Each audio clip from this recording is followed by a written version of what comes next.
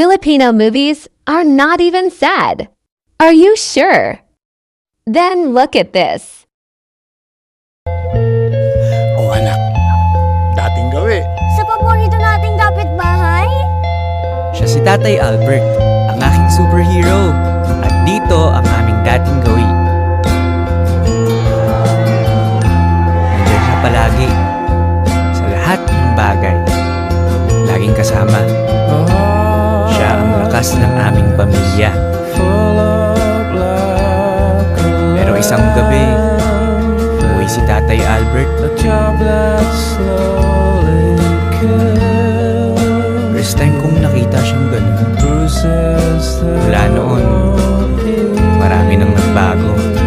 Tay, dating gawi.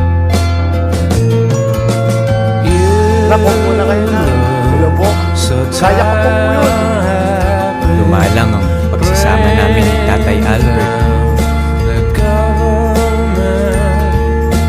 Hanggang nakasanayin ko ng isa.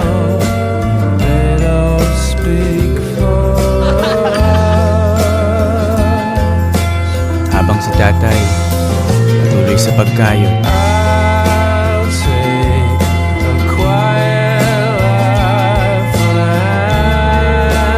kahit di na siya kasing lakas ng dati, hanggang sa dumating na yung araw na kailangan na namin maghiwalay. Ano, sa dating gawi. Like ka ba na? Sa pasukan mo na. Wait, Tay! Ito po ba yung latest na cellphone? Nakahirap na kaya lang po. Second hand lang naman yan eh. Salamat na rin po. Alam kong ginagawa ni Tatay ang lahat ng makakaya niya para sa amin.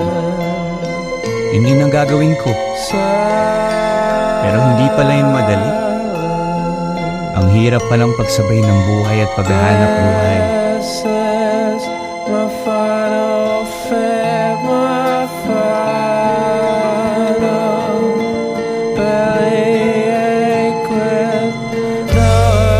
Wait, paano ba to? Ang kulit! Kanina pa kita tinutupan. Hello anak! Basta ka na? Pasensya ka na ha. Hindi ko mabibigay lahat ng kailangan mo. Sinubukan naman ni tatay. Sa abot ang makakaya ko, gusto ko maging masaya ka. Lagi mong sinasabi noon na ako ang superhero mo. Pero ang totoo, ikaw anak, ang aming superhero. Ikaw ang dahilan kung bakit kami lumalaban, kung bakit ako malakas. Basta, mag-aral ka lang ng puti anak. Napayaan niya ni tatay ang lahat. Ako pa ba? Diba superhero tayo?